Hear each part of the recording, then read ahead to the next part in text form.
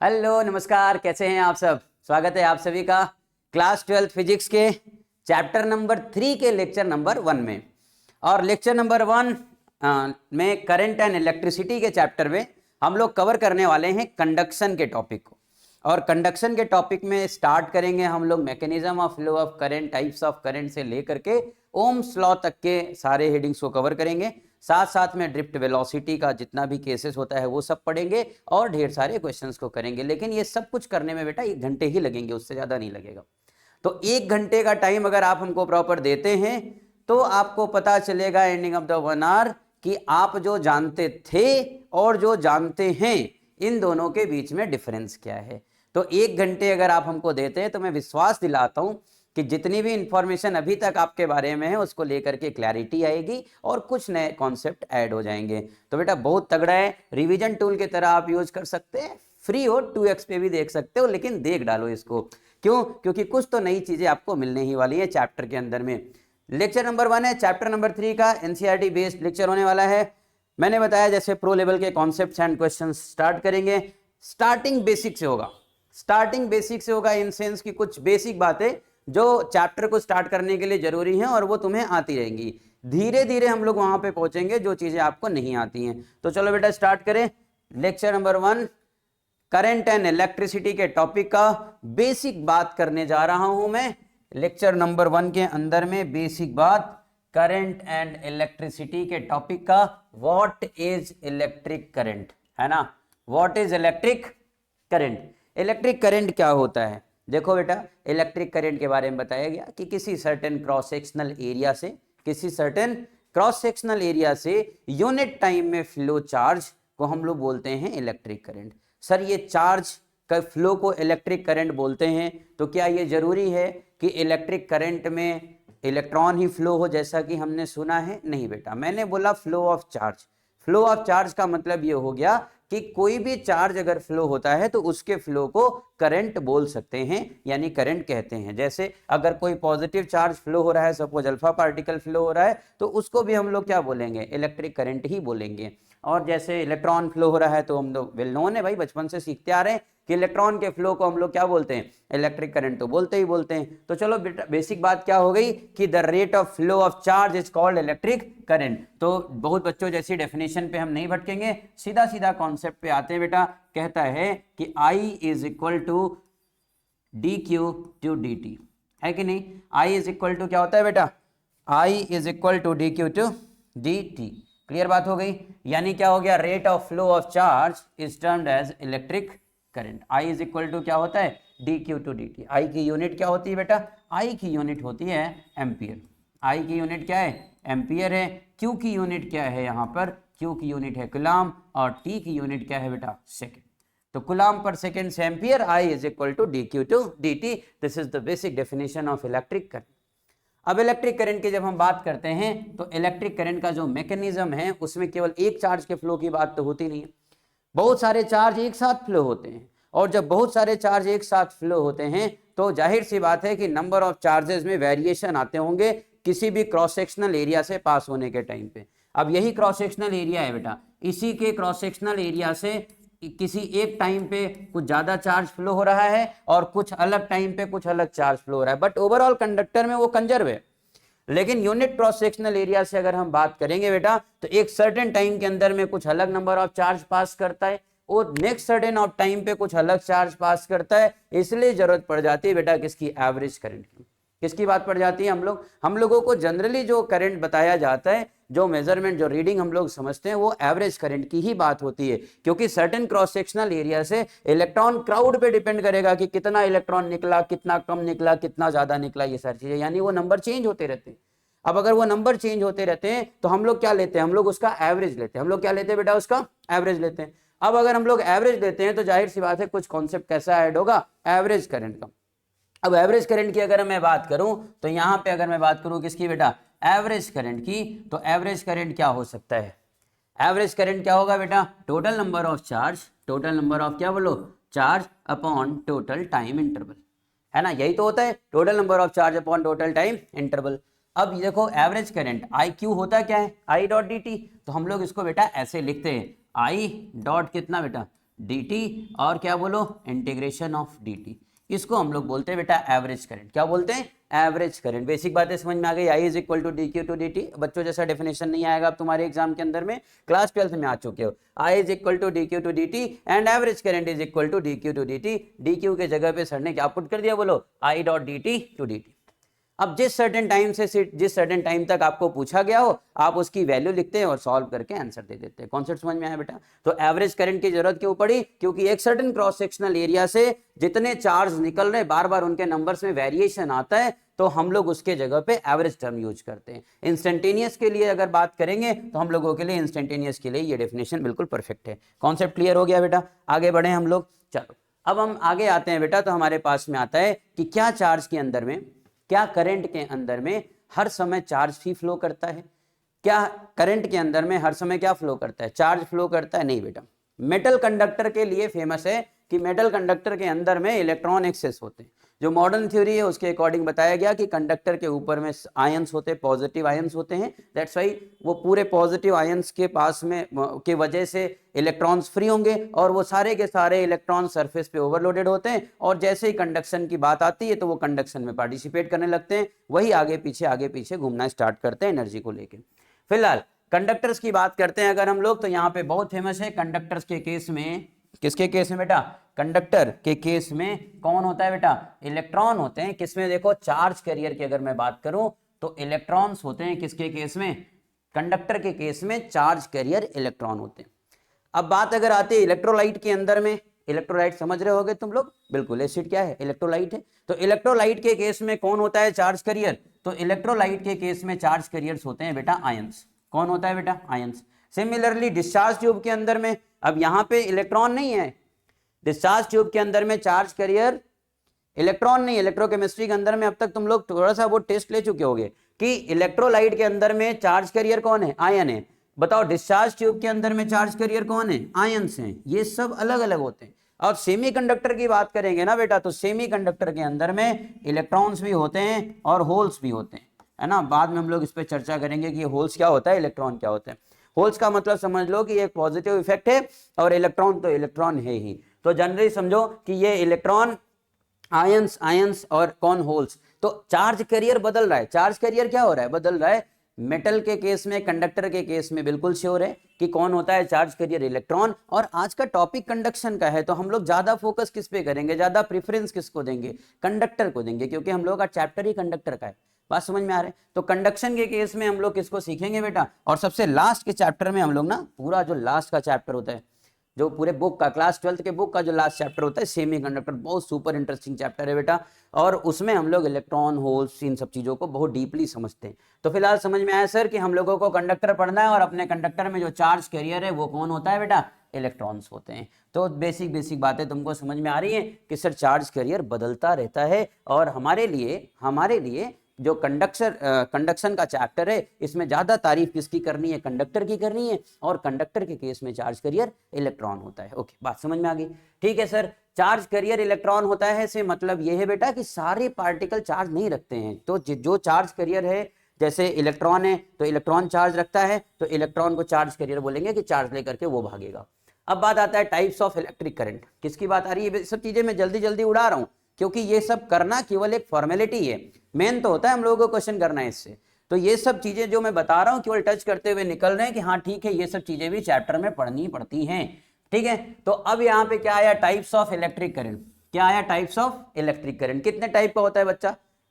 Direct current और कौन सा बोलो? Alternate current. डायरेक्ट करंट के लिए हम लोग क्या बोलते हैं बेटा? ये यूनिडायरेक्शनल होता है, यानी इसका डायरेक्शन एक होता है। इसका डायरेक्शन क्या है? डायरेक्ट का मतलब क्या है? एक डायरेक्शन में फ्लो होना। ठीक है ना। तो अब ये डीसी सर्किट जो हम लोग जो पढ़ेंगे चैप्टर के अंदर में, ये पूरा का पूरा कॉन्सेप्ट किसको डील करेगा बेटा? डायरेक्ट करंट को डील करेगा। सोर्सेज इसके अगर मैं बात करूं तो सोर्सेज क्या होता होगा? इसके सोर्सेज क्या होते हैं बेटा? बैटरी। इसके सोर्सेज क्या होते हैं बोलो? इसके सोर्सेज होते हैं बैटरी, है ना। तो अब बैटरी वगैरह लगा दिया तो हमने सेल लगा दिया तो वो क्या करेगा? डायरेक्ट करंट देगा, यानी एक तरफ से ऐसे निकला तो दूसरी तरफ को वो पहुंचेगा, कभी बीच में अपने डायरेक्शन को चेंज नहीं करेगा। तो इसको बोलते हैं क्या कि ये डायरेक्ट करंट है, यूनिडायरेक्शनल होता है बेटा, केवल एक डायरेक्शन में जाता है। इसमें बहुत सारे फैक्टर्स होते हैं, एक एक करके हम लोग पढ़ेंगे। फिलहाल हमें क्या समझना था कि करंट दो तरह के होते हैं बेटा, एक होता है डायरेक्शनल, एक ऐसा करंट होता है जो केवल एक डायरेक्शन में जाता है, और दूसरा होता है अल्टरनेटिंग करंट। क्लास 10th में पढ़ा हूं सर ये सब कुछ मैं, लेकिन यहां सुनना पड़ता है थोड़ा सा। डायरेक्ट करंट और अल्टरनेट करंट। अल्टरनेटिंग करंट के बारे में हम लोगों ने सुना है बेटा। अल्टरनेटिंग करंट वो क्या होता है, इसके जो सोर्स होते हैं ना बेटा, इसके जो सोर्स होते हैं एसी जनरेटर होता है, वो क्या होता है, मेन सोर्स जनरेटर ही है। प्रिंसिपल हो तो प्रिंसिपल तो जनरेटर का ही काम करता है बेटा, पावर हाउस टरबाइन सब जगह पे वही काम करता है। तो मेन सोर्स इसका क्या होता है बेटा, जनरेटर होता है। और हम लोगों को पता है कि एसी करंट के अंदर में फ्लक्चुएशन होती है, यानी क्या कि एक पार्ट में वो अलग डायरेक्शन में और नेक्स्ट हाफ सर्कल में वो अलग डायरेक्शन में जाता है। मैं ये मान करके चल रहा हूँ कि आप 10th पास करके 12th में आए। अल्टरनेटिंग करंट के बारे में थोड़ा बहुत आप क्लास 10th में सुन चुके हैं कि इसमें क्या करंट करता है कि एक साइकिल में क्या करेगा, इधर जाएगा, और नेक्स्ट हाफ साइकिल में वही करंट अपना डायरेक्शन चेंज करके इधर आता है। और फिर वेरिएशन भी होती है, मैक्सिमम से मिनिमम, मिनिमम से मैक्सिमम, मिनिमम से मैक्सिमम, मैक्सिमम से मिनिमम। समझ में बात आ रही है? तो यानी यहाँ पे करंट की वैल्यू कांस्टेंट होती है, इधर में करंट की वैल्यू चेंज होती है मिनिमम से मैक्सिमम और जीरो से मैक्सिमम, ऐसे बोल सकते हैं। एक बार जीरो होगी फिर मैक्सिमम होगी, और डायरेक्शन भी चेंज करेगा, और डायरेक्शन भी चेंज करेगा। एग्जांपल हमारे घर के जितने भी लाइट्स होते हैं बेटा, ये सब अल्टरनेटिंग करंट है। ये सब कैसे अल्टरनेटिंग करंट है। बैटरी वगैरह से, टॉर्च वगैरह में जो लाइटें जल रही है, ये सब डायरेक्ट करंट है। कॉन्सेप्ट समझ में आया? तो यहाँ पे तो समझ में आ गया सर कि ये अल्टरनेटिंग करंट होता है। और ये तो क्या हम आवश्यकता पड़ने पर एसी को डीसी में कन्वर्ट कर सकते हैं? भाई हमें ज्यादा चीज क्या है, यूनिडायरेक्शनल का काम ज्यादा पड़ता है। अगर हम जनरल बात करें तो बिल्कुल कर सकते हैं बेटा। एसी को डीसी में कन्वर्ट करने के लिए रेक्टिफायर यूज कर सकते हैं। लैब के अंदर में बैटरी एलिमिनेटर एक डिवाइस रखी होती है बेटा, उससे भी आप वोल्टेज को डाउन कर सकते हैं।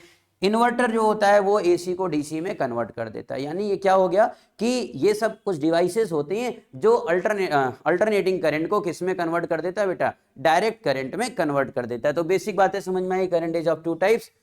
पहला कौन सा बेटा, डायरेक्ट करंट। दूसरा कौन सा, alternating current. Direct current unidirectional होता है, alternating current direction half cycle में चेंज करता है और मिनिमम से मैक्सिमम तक वेरिएशन देता है। ये इसकी वैल्यू कांस्टेंट होती है। क्या एसी को डीसी में चेंज कर सकते हैं? हाँ, रेक्टिफायर लगा दो, इन्वर्टर लगा दो, एलिमिनेटर लगा दो, इन सबसे अल्टरनेटिंग करंट डायरेक्ट करंट में कन्वर्ट हो जाता है। क्या डीसी को एसी में कन्वर्ट कर सकते हैं? नहीं कर सकते बेटा, डीसी को एसी में कन्वर्ट नहीं कर सकते। चलो आगे बढ़ते बात को। अब आया क्या हमारे पास में, दो छोटे छोटे रंगीन क्वेश्चंस, है ना। अब ये क्वेश्चंस कह क्या रहे हैं, एक एक बात को समझते हैं जरा सा। देखो क्या क्वेश्चन कहता है, electric current of 8 ampere is flowing through a conductor, calculate number of electron flowing through cross section of conductor in 1 minute. क्या बोलते हैं बेटा कि electric current of 8 ampere is flowing through a conductor. I की value कितना दे दिया बेटा, आई की वैल्यू दे दिया, ध्यान से देखोगे, आई की वैल्यू कितना दे दिया, आई इज इक्वल टू कितना बेटा, 8 एम्पियर। बोलते हैं कि is flowing through a conductor, calculate the number of electron, यानी फाइंड करना है एन। क्या फाइंड करना है, एन फाइंड करना है। बोलते हैं क्रॉस सेक्शनल एरिया, ठीक है, इन 1 मिनट। टाइम दे दिया है अपने पास में, टाइम कितना दिया है, 1 मिनट, और पक्का है 1 मिनट इज इक्वल टू कितना होता है बच्चा, 60 सेकेंड। तो एक छोटा सा बच्चों जैसा क्वेश्चन है, इसका मतलब ये नहीं कि सफर यहीं पे रहेगा, ये आगे बढ़ेगा। अभी तो शुरुआत हुई है ना। तो I is equal to 8 ampere, N is equal to, है ना, पूछा गया है, T इज इक्वल टू कितना है, 60 सेकेंड। तो हमें एक जनरल बात पता है सर कि I इज इक्वल टू होता है QE अपॉन T, और Q को दुनिया N इंटू E कहती है। Q को क्या कहा जाता है, N इंटू E। अब यहां से अगर मैं बात को आगे बढ़ाऊं तो हमारे पास में समझ में आएगा कि N इज इक्वल टू क्या होता है, N इज इक्वल टू होगा I इंटू T अपॉन में E। ठीक बात है कि नहीं। I इज इक्वल टू कितना हो गया, I is equal to N is equal to I into T upon में कितना E। अब डेटा रख देते हैं हम लोग। तो जब डेटा रखेंगे तो क्या हो जाएगा हमारे पास में, बताइए। डेटा अगर रखेंगे तो I की वैल्यू कितनी है, 8, टाइम कितना दे रखा है बेटा, 60, divided by 1.6 into 10 to the power minus का कितना बेटा, समझ में आ रहा है कि नहीं। अब ये -19 ऊपर जाएगा तो क्या हो जाएगा, बोलो हमारे पास में हो गया बेटा 480 into 10 to the power 19 divided by कितना बेटा, 1.6। कुछ समझ पा रहे हो बात को? अब एक 0 इसका और एक इसका, ये दोनों बढ़ेंगे तो 19 में 2 ऐड हो जाएगा, और जब 19 में 2 ऐड होगा तो कितना आंसर हो जाएगा बेटा? 19 में अगर 2 ऐड होता है तो हो गया 21, और यहाँ पे 16 3 जा कितना हो जाएगा 48, तो टोटल कितना हो गया बेटा 3 इंटू 10 टू द पावर, बोलो बेटा 21, 3 इंटू 10 टू द पावर 21, ये हो गई n की वैल्यू। ये किसकी वैल्यू हो गई बेटा? n की वैल्यू। ये बेसिक बात थी, छोटा क्वेश्चन था, यहां से कैच करना, यहां से कनेक्ट करना स्टार्ट करो। मैंने कहा i की वैल्यू गिवन है, n की वैल्यू निकालनी है, t इज इक्वल टू दिया गया है, i is equal to n e by t. ये एकदम बच्चों जैसा क्वेश्चन है, आसानी से समझ में आ जाना चाहिए। थोड़ा सा अटेम्प्ट मार लेना, अगर नहीं आया तो एक बार और कोशिश करना, आ जाएगा। अब आगे बढ़े बेटा, आगे बढ़ते हैं। यहाँ पे लिखा है in hollow tube 6.25 into 10 to the power 17 electron particle per second are flowing from A to B. अब मान लेते बेटा एक हॉलो ट्यूब है, और इस हॉलो ट्यूब के अंदर में, इस हॉलो ट्यूब के अंदर में कितने बेटा? इतने अल्फा पार्टिकल फ्लो हो रहे हैं एक सेकेंड में। कितने अल्फा पार्टिकल बेटा? n alpha. कितने हैं बेटा? इतने अल्फा पार्टिकल, यानी 6.25 इंटू 10 टू द पावर 17, ठीक है, इतने फ्लो हो रहे हैं पर सेकेंड। t की वैल्यू 1 सेकेंड है फ्रॉम ए टू बी। तो हमें क्या पता है? हमको तो ये पता है ना कि i इज इक्वल टू क्या होता है। देखो बेटा ये तो हो गया n, और फिर देखो a से मान लिया ये a है और ये क्या है b है, तो अल्फा पार्टिकल किधर से किधर जा रहे हैं बेटा? इधर से इधर। फिर बोलते हैं कि 12.5 into 10 to the power 17 electrons per second are flowing from B to A, यानी बी से ए में इलेक्ट्रॉन आ रहे हैं। और इलेक्ट्रॉन कैसे आ रहे हैं बेटा? बी से ए में। अब देखो लॉजिक लगता है, फिर क्या पूछेंगे इसमें? Calculate the electric current through this tube. अब इस पूरे ट्यूब के थ्रू क्या फ्लो करना बताना है? इलेक्ट्रिक करंट बतानी है। तो इसमें लॉजिक क्या है? लॉजिक ये बेटा कि अल्फा इलेक्ट्रिक करंट इधर लेके जा रहे हैं, और इलेक्ट्रिक करंट कन्वेंशनली इलेक्ट्रॉन के अपोजिट डायरेक्शन में चलता है। अभी राज इसका आगे खोलेंगे कैसे होता है क्या नहीं होता। यहां पे तुम्हें बेसिक क्लास 10 से पता है कि जिधर इलेक्ट्रॉन जाती है उसके अपोजिट डायरेक्शन में इलेक्ट्रिक करंट फ्लो होता है। तो अब अगर इलेक्ट्रॉन इधर आ रही है तो इसकी वजह से, इस इलेक्ट्रॉन के वजह से भी करंट इधर गया, और अल्फा पार्टिकल इधर जा रहा है तो अल्फा पार्टिकल की वजह से भी करंट इधर गया। Current need charge carrier, not the electron only. Current को चार्ज की जरूरत है, चार्ज पार्टिकल की। ये जरूरी नहीं कि इलेक्ट्रॉन हो तभी फ्लो करेगा। तो ये अल्फा पार्टिकल के वजह से भी गया, और किसकी वजह से गया बेटा? इलेक्ट्रॉन के वजह से। तो हम लोगों को पता चल गया कि सर यहाँ पे जो n अल्फा है उसकी वैल्यू इतनी है, और बताओ n किसका? n इलेक्ट्रॉन की जो वैल्यू है वो कितनी दी गई बेटा? 12.5 इंटू 10 टू द पावर 17। ठीक बात है, और टाइम दोनों के लिए 1 सेकेंड है। तो हमें क्या पता है कि I इज इक्वल टू, ये I इज इक्वल टू हो जाएगा, I इज इक्वल टू क्या हो जाएगा? ठीक है बेटा, I is equal to I alpha, I due to alpha plus बेटा I ड्यू टू इलेक्ट्रॉन। समझ गए कहानी को? I is equal to I due to alpha plus I due to electron. अब I अल्फा निकालने का क्या तरीका हो सकता है बेटा? I is equal to I alpha, I का मतलब क्या होता है? n into e by t. T तो दोनों के लिए 1 सेकेंड है, तो I अल्फा निकालते। कैसे निकालेंगे बेटा? 6.25 इंटू 10 टू द पावर 17, ये हो गया n। फिर क्या? Into 1.6 into 10 to the power कितना बेटा? माइनस का 19, 10 टू द पावर माइनस का 19 डिवाइडेड बाई 1, डिवाइडेड बाई कितना बेटा? 1। ये हो गया n e by t due to alpha. अब सेम हम प्रोसेस करते हैं किसकी वजह से बेटा? सेम प्रोसेस करते हैं किसकी वजह से? इलेक्ट्रॉन की वजह से। सेम प्रोसेस किसकी वजह से कर रहे हैं हम लोग? इलेक्ट्रॉन की वजह से। अब अगर इलेक्ट्रॉन की वजह से सेम प्रोसेस करते तो कितना हो जाएगा बोलो? 12.5 इंटू 10 टू द पावर कितना बेटा? 17। ये तो हो गया n। फिर e, e की वैल्यू कितनी? e की वैल्यू कितनी हो जाएगी? 1.6 into 10 to the power minus का 19 डिवाइडेड बाई कितना बेटा? 1। अब एक पंगा है इसमें। पंगा क्या है कि सर आपने इलेक्ट्रॉन के लिए तो इलेक्ट्रॉन की वैल्यू लिखी, लेकिन जब आपने अल्फा लिखा तो 6.25 into 10 to the power 17 into कितना लिख दिया? 1.6 into 10 to the power minus 19। तो यहां पे बच्चा ये गलत हो जाएगा, क्योंकि अल्फा की जो वैल्यू होती है वो हीलियम के इक्विवेलेंट होती है। अल्फा किसके इक्विवेलेंट होता है बेटा? 2He4 के। किसके इक्विवेलेंट होता है? तो अल्फा पे जो चार्ज होता है बेटा 2 इलेक्ट्रॉन के इक्विवेलेंट होता है। किसके इक्विवेलेंट है? 2 प्लस सी के, यानी 2 प्रोटॉन के। तो अब यहाँ पे इसका जो वैल्यू होगा वो एक्चुअल में होता है 2 into 1.6 into 10 to the power minus का 19। समझ गए कहानी को? तो यहाँ पे जो 1.6 की वैल्यू है इसके साथ में मल्टीप्लाई होने वाला है क्या बेटा? इसके साथ में मल्टीप्लाई होगा 2 का।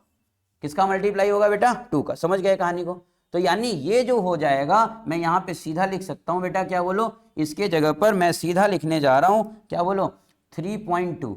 समझ में आया कि नहीं? इसके जगह पे हम सीधा क्या लिख सकते हैं? इंटू 3.2।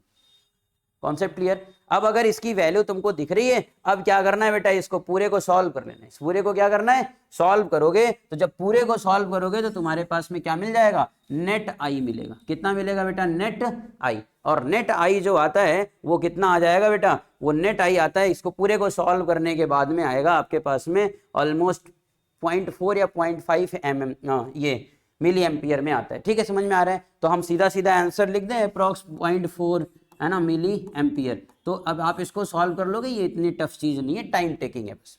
क्लियर बात हो गई? तो अब ये तुम्हारे पास में जो वैल्यू बच गई ये कुछ इस तरीके की आई। हमने कॉन्सेप्ट में क्या समझा? हमने कॉन्सेप्ट में समझा कि सर अल्फा के वजह से करंट गया और इधर किसकी वजह से आया? इलेक्ट्रॉन के वजह से। अगर अल्फा के वजह से जो करंट जा रहा है और इलेक्ट्रॉन के वजह से भी करंट उसी डायरेक्शन में जा रहा है, तो क्योंकि करंट तो इलेक्ट्रॉन के अपोजिट जाएगा ना, तो अल्फा और इलेक्ट्रॉन के वजह से दोनों एक डायरेक्शन में जा रहे हैं, तो इसलिए I due to alpha plus I due to electron, इन दोनों को ऐड किया। इसमें जादू क्या था कि अल्फा का जो ई होता है चार्ज, वो कितना होता है? 3.2 into 10 to the power minus 19 होता है, यानी डबल ऑफ इलेक्ट्रॉन के इक्वल होता है। दरअसल वो डबल ऑफ प्रोटॉन होता है, लेकिन चार्ज तो सेम है ना, तो इसलिए मैंने ऐसा पुट किया। फिर क्या? 12.5 इंटू 10 टू द पावर 17। अब यहाँ पे कितना हो जाएगा? बात समझ रहे हो? अब दरअसल में होता क्या है, देखो कैसे सॉल्व करेंगे। यहाँ पे 10 टू द पावर माइनस 2 आया, इधर में भी 10 टू द पावर माइनस 2 आया, कॉमन ले लोगे।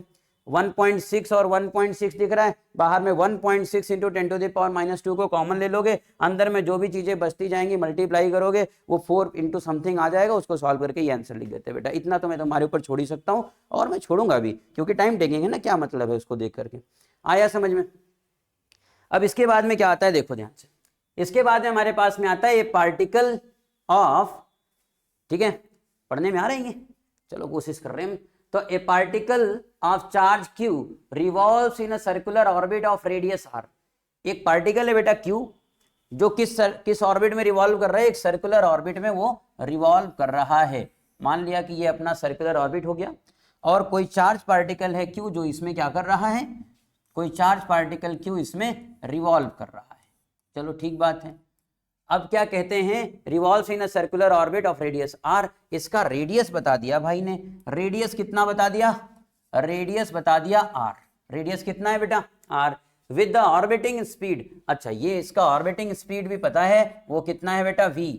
ऑर्बिटिंग स्पीड कितनी है? v। फिर क्या बोलते हैं? Calculate electric current corresponding to this ऑब्स। मतलब ये बोल रहे हैं कि ये अगर एक बार ये पूरा राउंड लगाता है या क्यू राउंड लगाता है, तो बताइए कि कितना इलेक्ट्रिक करंट फ्लो कराएगा। क्या फ्लो कराएगा? कितना इलेक्ट्रिक करंट फ्लो कराएगा। तो एक राउंड का हिसाब किताब ये पूछते हैं। तो देखो बेटा, I इज इक्वल टू क्या होता है? वैसे जनरल हम लोगों को क्या पता है? I इज इक्वल टू होता है Q अपॉन T। पक्की बात है ना, इंस्टेंटेनियस के लिए तो यही वैल्यू लिखते हैं। तो I इज इक्वल टू क्या हो गया? Q upon T। अब अगर Q अपॉन T की बात करते हैं in one complete round, then I become यहाँ पे लिख लूं मैं, I is equal to Q upon capital T। तो समझ पाए क्या हुआ? हुआ ये बेटा कि Q तो ठीक है, लेकिन एक राउंड में जो टाइम होगा वो टाइम पीरियड हो गया। टाइम क्या हो गया बेटा? Time period. अब अगर टाइम पीरियड बन चुका है, तो यहां पर I is equal to Q upon, बोलो बेटा, 2 पाई R बाई क्या लिखना पड़ेगा? Orbiting speed. बोलो बेटा, यानी पूरा डिस्टेंस। समझ रहे हो बात को? टाइम लिया और टाइम के जगह पे क्या लिख रहे हैं हम लोग? Orbiting speed. यानी ये बता रहा है कि ये जो घूम रहा है इसकी वेलोसिटी कितनी है? v है। और ये 2 पाई r मैंने क्या ले लिया? इसका सर्कमफरेंस। तो distance upon velocity is equal to क्या होता है? Time period. लेकिन अपने को एक बात पता है कि सर अगर कोई भी चीज ऐसे घूम रही है, रेडियस भी दे रखा है, तो इसको हम लोग एंगुलर वेलोसिटी के टर्म में लिख सकते हैं। तो लिखो ना, मना कौन कर रहा है? अगर हम एंगुलर वेलोसिटी के टर्म में लिखेंगे बेटा, तो ये चला जाएगा ऊपर। कहां चला गया? ऊपर। तो हमारे पास में क्या बच गया? I is equal to Q upon 2 pi v upon r. अब ये जो v अपॉन आर तुम्हें दिख रहा है ना, ये जो v अपॉन आर तुम्हें दिखा, ये v अपॉन आर को ओमेगा बोलते हैं। v is equal to r omega, सुना है? v इज इक्वल टू क्या होता है बेटा? R omega. तो अब ये जो क्यू वी अपॉन में 2 पाई आर दिख रहा है, इसका मतलब क्या हो गया? I is equal to q omega upon 2 pi. ये होती है बेटा इस ऑप्शन के लिए करंट का फॉर्मूला। जो ऑप्शन दे रखा है उसके लिए करंट का formula I is equal to q omega upon में कितना आएगा बेटा? 2 पाई। समझ में कहानी आई? कॉन्सेप्ट समझ में आ रहा है? बिल्कुल आराम से चल रहा हूं। I is equal to q upon t होता है। I की वैल्यू क्यू के जगह पे क्यू रखा, अपॉन में 2 पाई आर बाई वी रखा। v ऊपर भाग गया तो कितना हो गया? Q v upon 2 pi r. Then I is equal to q omega upon में कितना बेटा? 2 पाई। यहां तक का सब कुछ क्लियर है? नेक्स्ट क्वेश्चन पे आते हैं बेटा, इधर देखते हैं। लिखा है कि electric current through a conducting wire is as I is equal to 2t plus 3 ampere. देखो बेटा I की वैल्यू कितनी दे दी भैया ने? I की स्पीड दे दी है, I दे दी है बेटा, करंट दे दिया है 2t प्लस कितना बेटा? 3। करंट की वैल्यू दे दिया 2t प्लस 3। फिर बोलते हैं क्या कि amperes. Calculate amount of charge passing through cross section of wire in first 10 second. अब समझ रहे हो जादू क्या है? जब भी ऐसा बोले ना फर्स्ट 10 सेकेंड, दरअसल में ये ऐसे लिखा होता है एग्जाम में, इतना आप इज्जत से नहीं देता एग्जाम के अंदर में ना। एग्जाम में इनइक्वालिटी के फॉर्मेट में देता है बेटा। कैसे देखो? ऐसे देगा 0 है ना, t ऐसे करके 10। इसका मतलब t 0 से 10 के बीच में। इसका मतलब क्या हो गया बेटा? t 0 से 10 के बीच में ऐसे लिख करके दे देगा। ये पूरी बात नहीं लिखता है। I लिख दिया और तुमसे सीधा बोलेगा चार्ज फाइंड करो इतने पे, चार्ज फाइंड करो इतने पे, तो कर लोगे आराम से। देखो बेटा कैसे किया जाता है। तो हमें तो ये तो पता चल गया, ये क्वेश्चन का दूसरा फॉर्मेट है जैसे एग्जाम में आ सकता है।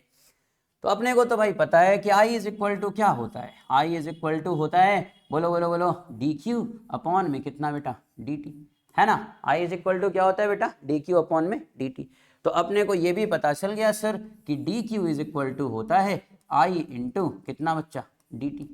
क्लियर बात है कि नहीं? D Q is equal to कितना हो गया? I into D T. अब यहाँ पे I की वैल्यू लिख देते हैं हम लोग। क्या लिख देंगे यहाँ पे? देखो इंटीग्रेट करते हैं इधर से डी क्यू को और इधर भी इंटीग्रेट करते हैं I को। I की वैल्यू कितना है बेटा? 2t प्लस 3 डॉट कितना? dt। और I कहां से कहां तक इंटीग्रेट होने वाला है? 0 से लेकर के 10 सेकेंड तक। 0 से कहां तक बेटा? 10 सेकेंड तक। तो dq is equal to 2t plus 3 dot dt। t की वैल्यू कहां से कहां तक? 0 से कहां तक? 10 तक। अब अगर ये 0 से 10 तक इंटीग्रेट होने वाला है तो तुम्हें आगे की कहानी थोड़ी थोड़ी समझ में आ रही होगी। पहले तो इसको अंदर में ले ले, तो फिर क्या करेंगे? डी क्यू तो चलो मान लेते हैं, बेचारा ये अकेले क्यू हो गया। अब देखो इधर ध्यान से, तो यहाँ पे 2 इंटू, समझ गए क्या करने जा रहा हूं मैं? या तो मल्टीप्लाई करके इंटीग्रेट करूं बच्चों जैसा, या तो मैं ये मान लूं कि तुम 12th में आ गए हो। dt को t से मल्टीप्लाई किया तो t डॉट dt बनेगा 2t डॉट dt। फिर dt को 3 से किया तो 3 डॉट dt। समझ में बात आ रही है? तो अब उसके बाद एक बार इसका इंटीग्रेशन, एक बार इसका इंटीग्रेशन ऐसे करते हैं। तो हम इसमें सीधा लिखने जा रहे हैं। कैसे? देखो ध्यान से, 2, बोलो कैसे कि 2, ठीक है ना। तो हम लोग यहाँ पे क्या करने जा रहे हैं? ऐसे integration of 2 into T dot कितना बेटा? D T. 2 into T dot D T. तो अब हम लोगों को पता है कहाँ से कहाँ तक? 0 से लेकर के कहाँ तक? 10 तक। अब ये कांस्टेंट है, ये रहेगा बाहर, बस तुम्हारे लिए मैं अंदर लिख रहा हूँ ताकि तुमको समझ में आए कि मल्टीप्लाई किया गया है। देखो यहाँ पे क्या हो गया बेटा? 3 डॉट कितना बेटा? D T. 0 से कहाँ तक? 10 तक। ये गलत तरीका है लिखने का। लिखते कैसे? देखो ऊपर में, ये देखो यहाँ पे ऐसे लिखा जाएगा। समझ गए होगे तुम कि मल्टीप्लाई किया गया। आगे सुनते हैं। तो यहाँ पे t डॉट डी टी, तो q इज इक्वल टू क्या हो गया? यहाँ पे 2 बाहर आ गया और t डॉट डी टी को जब इंटीग्रेट करते हैं तो बेटा आता है t स्क्वायर बाई 2। क्या आता है बच्चा? t square by 2। लेकिन वैल्यू कहाँ से कहाँ तक लिखनी है? वैल्यू लिखनी है 0 से लेकर के 10 तक। 0 से लेकर के कहाँ तक? 10 तक। फिर प्लस t, और देखना ध्यान से, dt को जब इंटीग्रेट करते हैं तो t हो जाता है। और t को कहां से कहां तक इंटीग्रेट करना है बेटा? t को करना है 0 से कहां तक? 10 तक। तो तरीका तुमने बचपन में सीख रखा है। 2 से 2 चला जाएगा, बचेगा कितना हमारे पास में? t का स्क्वायर। और t की वैल्यू कितना लिखेंगे बेटा? 10 का स्क्वायर माइनस का कितना? 0, प्लस कितना बोलो? t, ठीक है, 3 इंटू टी के जगह पे किसको लिखेंगे 10 को, तो हमारे पास में कितना आ गया 10 माइनस का कितना 0, तो upper limit minus lower limit, तो हमारे पास में Q की जो वैल्यू आई वो आई 100 प्लस कितना बेटा 30, तो यानी टोटल वैल्यू कितनी हो गई 130 कूलम। कितनी हो गई बच्चा 130 कूलम। ये this is the final charge, ये क्या है बेटा फाइनल चार्ज की ये वैल्यू आ गई। क्या बोलो Q is equal to 100 plus 30 यानी कितना 130 कूलम, 130 कूलम। समझ में आ रहा है यहां तक की बातें, बिल्कुल क्रिस्टल क्लियर है। चलो अब आगे समझेंगे हम लोग।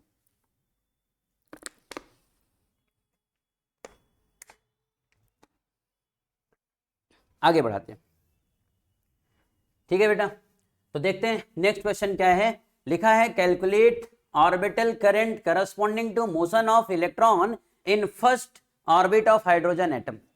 ध्यान से देखो, मुझे पता है कि तुम 2x पे देख रहे हो, है ना, तो हम थोड़ा स्लो चल सकते हैं, कोई दिक्कत नहीं है। तो देखो हम यहाँ पे बोले कि ऑर्बिटल, यहाँ पे लिखा है calculate orbital current corresponding to motion of electron in first orbit of hydrogen atom. हम लोग क्या देखते हैं बेटा कि हाइड्रोजन एटम के अंदर में जो पहला वाला इलेक्ट्रॉन है, हाइड्रोजन एटम हो गया ये, और ये न्यूक्लियस हो गई हाइड्रोजन की, और ये हो गया इसका पहला वाला इलेक्ट्रॉन। हाइड्रोजन का क्या हो गया पहला वाला इलेक्ट्रॉन, एक ही तो होता है यार, तो ये पहला वाला इलेक्ट्रॉन। अब ये बोल रहे हैं फर्स्ट ऑर्बिट ऑफ हाइड्रोजन, हाँ फर्स्ट ऑर्बिट बोल सकते हैं। तो first orbit of hydrogen atom के अंदर में उसकी वजह से कितना करंट फ्लो हो सकता है, यानी ये इलेक्ट्रॉन है इसकी वजह से कितना करंट फ्लो हो सकता है जब ये एक राउंड पूरा लगा देगा। तो जनरल बात हम लोगों को पता है सर कि इलेक्ट्रॉन क्या करेगा, इलेक्ट्रॉन की संख्या तो एक है और इस E की वैल्यू भी फिक्स है, E इज इक्वल टू कितना 1.6 into 10 to the power minus का 19, माइनस में नहीं लिख रहा हूँ आगे, लेकिन E की वैल्यू इतनी फिक्स है। फिर बात आती है सर कि हम लोगों को पता है कि करंट की वैल्यू अगर हमें क्या निकालनी हो, करंट निकालना हो, तो I इज इक्वल टू क्या होता है, I इज इक्वल टू होता है बेटा Q अपॉन T। क्या होता है बेटा Q अपॉन T। अब ये जो T है, T के जगह पे फिर से वही टाइम पीरियड लगेगा, तो अब अगर T के जगह पे सर टाइम पीरियड लगने वाला है तो यहाँ पे फिर से क्या हो गया Q अपॉन T। अब Q के जगह पे तो भाई NE लिखा, N के जगह पे 1 लिखा, E के जगह पे 1 E, तो हमारे पास में अब नया वाला फॉर्मूला जो दिख रहा है वो दिख रहा है क्या 1 यानी N इंटू कितना बेटा E divided by 2 pi R, 2 pi R by कितना बेटा V। V क्या होती है ऑर्बिटल वेलोसिटी है, ऑर्बिटल स्पीड है, और ये क्या है बेटा यहाँ पे R रेडियस है। तो अब जो नेट फॉर्मूला हमारे पास में निकल करके आया है उसको मैं यहाँ पे लिख देता हूँ बेटा, तुमको मैं नहीं दिखूंगा लेकिन दिखना चाहिए कॉन्सेप्ट। तो यहाँ पे क्या हो गया I इज इक्वल टू हमारे पास में क्या हो गया N की वैल्यू कितनी है 1, तो यहाँ पे आया EV अपॉन में कितना बेटा 2 pi R। I is equal to कितना हो गया EV अपॉन 2 पाई R। अब देखो इसमें कुछ चीजें बिल्कुल फिक्स होती हैं, जैसे क्या इसमें देखो बोर साहब ने ये चीजें डिटरमाइन करके बहुत डिफाइन करके लिख रखा है, तो हम लोगों को इतना परेशान होने की आवश्यकता नहीं है। देखो जैसे मैंने ये सारी बातें लिखी ना, तो ये सारी बातें मैं इसको उठा करके यहां लिख देता हूं, ठीक है, और पहले हटा देना चाहिए था, चलो छोटा कर लेता हूं, ठीक है, ये हो गई इतनी बातें। अब देखो ध्यान से, तो अब अगर मैं इसी बात को थोड़ा सा आगे बढ़ाऊं तो हमारे पास में V की जो वैल्यू होती है ना रिवॉल्विंग इलेक्ट्रॉन के लिए फर्स्ट ऑर्बिटल के लिए वो फिक्स होती है, R की वैल्यू फर्स्ट ऑर्बिटल के लिए क्या होती है बिल्कुल फिक्स होती है। तो अब ये होती कितनी है देखो ध्यान से, तो I की जो वैल्यू होती है यहाँ पे हमने लिखा कितना I is equal to electron का charge 1.6 into 10 to the power कितना बेटा माइनस का 19। अब दूसरी बात क्या आ गई वेलोसिटी, वेलोसिटी होती है बेटा 2.18 into 10 to the power 2.18 into 10 to the power 6 metre per second. को समझ पा रहे हो, ये वेलोसिटी ऑफ इलेक्ट्रॉन है। अब अगर मैं बात करूं किसकी, यहां पे बात किया किसकी 2 इंटू कितना बेटा 3.14 और इंटू रेडियस की भी वैल्यू फिक्स होती है 0.529 होता है शायद, 0. कितना बेटा 0.529 इंटू एंगस्ट्रॉम में होती है तो 10 टू द पावर माइनस 10 लगा देना। कुछ समझ गए बात को। ये जो वैल्यू, ये जो डेटा है तुम्हारे पास में, ये I की वैल्यू कैलकुलेट करने के लिए आ गई। अब ये जो डेटा तुम्हारे पास में आ गया, अब तुम इससे फाइनल किसकी वैल्यू, करंट की वैल्यू को फाइंड कर सकते हो। इससे किसकी वैल्यू बेटा, फाइनल करंट की वैल्यू को फाइंड कर सकते हो कि आई की वैल्यू आएगी कितनी, आई इज इक्वल टू, ये सब कुछ हमने लिख करके दे दिया। अब यहाँ पे थोड़ी बहुत कांस्टेंट का वेरिएशन हो सकता है, आर की वैल्यू में थोड़ा बहुत दिक्कत हो सकती है, वी वैल्यू की थोड़ी बहुत चलेगा, कोई दिक्कत नहीं। तो आई का तुम्हें समझ में आया, I is equal to 1.6 into 10 to the power -19, velocity इतनी होती है और यहाँ पे 0.529 है, 0.58 समथिंग, ठीक है। तो जो भी यहाँ पे हमारे पास में आर की वैल्यू फिक्स है वो हमने यहाँ पे पुट कर दिया और इसी वैल्यू से हमने इसको सॉल्व करना है। अब इसको जब सॉल्व कर लोगे बेटा तो आई की कुछ सर्टेन वैल्यू निकल जाएगी, वो मैं तुम पे छोड़ता हूँ हमेशा की तरह। अब आते हैं बेटा किस पे, an alpha particle revolve with 6.25 into 10 to the power 15 cycle per second, calculate the corresponding orbital current. अब देखो ध्यान से, ये कहते क्या है, ये कहते हैं कि अल्फा पार्टिकल पर सेकेंड इतना रिवॉल्व करते हैं, पर सेकेंड क्या कर रहा है बेटा, पर सेकेंड इतना रिवॉल्व कर रहा है 6.25 इंटू 10 टू द पावर 15। अब अगर एक सेकेंड में इतना साइकिल कर रहा है तो हम लोगों को एक जनरल बात पता होना चाहिए, आई इज इक्वल टू क्या होता है बेटा, क्यू अपॉन टी। अब ये Q अपॉन टी का मतलब क्या, 1 upon F, sorry Q 1 upon T का मतलब क्या, F। तो I इज इक्वल टू कितना हो गया बेटा, I इज इक्वल टू हो गया हमारे पास में F इंटू क्यू। समझ पाए बात को, तो I इज इक्वल टू हो गया F इंटू क्यू। अब ये तुम्हें F की वैल्यू दे रखे हैं, ये किसकी वैल्यू दे दिया बेटा, F की। फ्रीक्वेंसी दे दिया है 6.25 इंटू कितना बेटा, 10 टू द पावर 15। समझ में आया। तो अब ये इतना तुमको दे रखा है, अब जब तुम्हें इतना दे दिया तो f के जगह पे f की वैल्यू और q के जगह पे q की वैल्यू रखोगे, सॉल्व हो जाएगा। तो i इज इक्वल टू कितना हो गया, देखो यहाँ पे f की वैल्यू कितना हो गया, 6.25 इंटू 10 टू द पावर कितना बेटा 15 इंटू q की वैल्यू तुम्हें पता है ना, कौन रिवॉल्व कर रहा है बेटा, अल्फा पार्टिकल। अल्फा पार्टिकल का मतलब समझ रहे हो, q की वैल्यू कितनी, 2 इंटू चार्ज ऑफ प्रोटॉन, तो कितना हो गया 2 इंटू चार्ज ऑफ प्रोटॉन कितना हो गया बेटा 1.6 इंटू 10 टू द पावर कितना बेटा -19। तो यहाँ पे ये कुछ हाई की वैल्यू निकल गई। समझ पाए बात को, कैसे सॉल्व करना है इसको। तो जो ऑर्बिटल साइकिल पर सेकेंड जो दिया है, साइकिल पर सेकंड को हम लोग क्या बोलते हैं, फ्रीक्वेंसी। ये भी एक बेटा फॉर्मूला ही समझो एक तो तरीके से, आई इज इक्वल टू कितना एफ इंटू क्यू। कंफ्यूज करने के लिए थोड़ा बहुत इधर उधर की बातें वो बोल देते हैं। तो आई इज इक्वल टू कितना हो गया एफ इंटू क्यू। यहां तक का सारा कॉन्सेप्ट क्लियर है, आगे बढ़े बेटा चलो। तो अब हम लोग थोड़ा सा आगे की तरफ में बढ़ते हैं और हम लोग देखते हैं कि देखो यहां पे आया कि electric current through a conducting wire है ना, is I is equal to 2t plus 3 ampere. Calculate amount of charge passing through cross section of wire in first 10 second. ये तो हम लोग कर लिए, इस क्वेश्चन को तो हम लोग कर चुके हैं कि करंट इलेक्ट्रिक करंट आई की वैल्यू और ये फर्स्ट 10 सेकेंड में, ठीक है, ये क्वेश्चन हो चुका है बेटा। अब अगर बात करते हैं, चलो इसके अगर मुझे क्वेश्चन बनाना ही है तो हम इस पे दूसरा क्वेश्चन कुछ इस तरीके से सेट कर सकते हैं कि बताइए अगर I is equal to 2t plus 3 हो, अगर i is equal to 2t plus 3, ये गिवन है, ये क्या है बेटा गिवन है, तो तुम फाइंड करो आई एवरेज, है ना, कहां से कहां तक बेटा, तो आई फाइंड करो फ्रॉम फर्स्ट 10 सेकेंड का। कुछ समझ गए बात को। तो ये समझ में आता है, हाँ ये थोड़ा सा क्वेश्चन है कि क्या बोलो कि आई तुम्हें दे रखा है और तुम आई एवरेज फाइंड करो, यानी क्या फाइंड करना है बेटा, एवरेज करंट। क्या फाइंड करना है, average current in first 10 second, in first 10 second. समझ गए बात को। ये क्वेश्चन हम बना सकते हैं अगर इसके जगह पे, क्योंकि ये तो हम लोग कर लिए, तो अब अगर ये हम लोग कर लिए हैं बेटा तो इसकी कोई जरूरत नहीं है, इसकी कोई जरूरत नहीं है, ठीक है। समझ में बात आ रही है कि नहीं आ रही, तो ये तो इसकी कोई जरूरत नहीं है। और हम इसकी बात करें अगर, तो इसको एक क्वेश्चन के तरीके से हम लोग समझने की कोशिश करते हैं कि अगर यहाँ पे आई की वैल्यू ये दे रखी है तो हमें एवरेज करंट फाइंड करना है, तो हम लोग कैसे करेंगे, चलो देखा जाए। तो देखते हैं बेटा, इसमें आई इज इक्वल टू कितना हो गया बेटा, आई इज इक्वल टू होता क्या है हमारे पास में, यहाँ पे दे रखा है 2t प्लस कितना 2t प्लस 3, 2t प्लस 3। अब आई एवरेज का फ्रंट पेज पे जो फॉर्मूला लिखा था याद करो, फ्रंट पेज पे क्या फॉर्मूला लिखा था, फ्रंट पेज पे फॉर्मूला लिखा था सर आई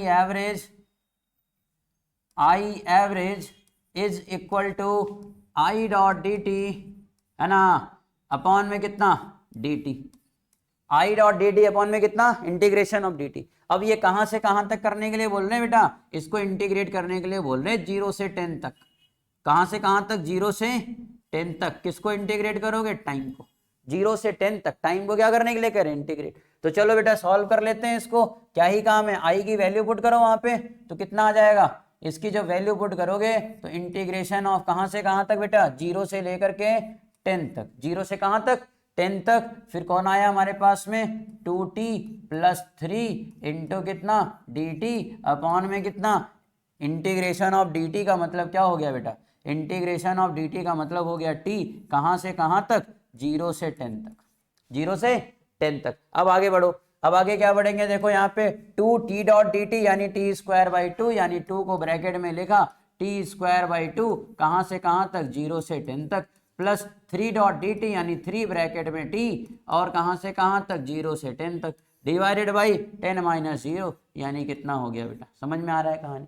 फिर आगे आते हैं बात को, 2 से 2 को खत्म किया, 2 से 2 को क्या किया, खत्म किया, तो ऊपर में कौन बचा, 10 आ रहा है। अब ये देखो टी स्क्वायर है, यहाँ पे क्या है बेटा, टी स्क्वायर है, तो 10 का क्या करना पड़ेगा, अपने को स्क्वायर करना हो।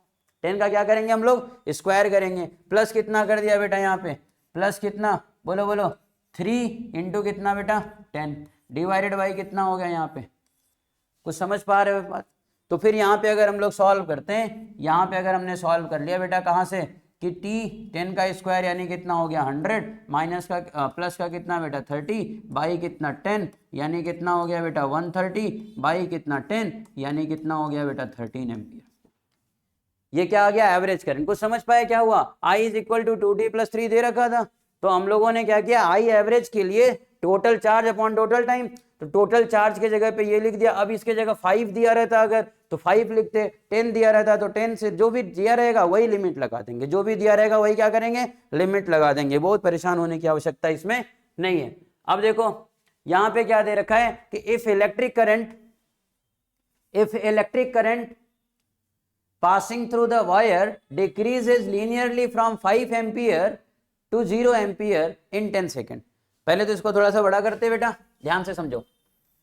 जैसे इसमें लिखा गया है कि अगर एक इलेक्ट्रिक करंट का ये वाला ग्राफ तुम्हारे सामने दिया है, तो तुम्हें क्या फाइंड करना है, यहाँ पे फाइंड करना है calculate the amount of flow of charge. क्या फाइंड करना है बेटा, calculate the amount of flow of charge. अब ये जो amount of flow of charge है उसको कैसे फाइंड करते हैं, amount of flow of charge find करने के लिए हमें एक जनरल बात पता है सर कि Q इज इक्वल टू होता है integration of I dot D T. पक्की बात है कि नहीं, क्योंकि DQ को इंटीग्रेट किया तो I डॉट।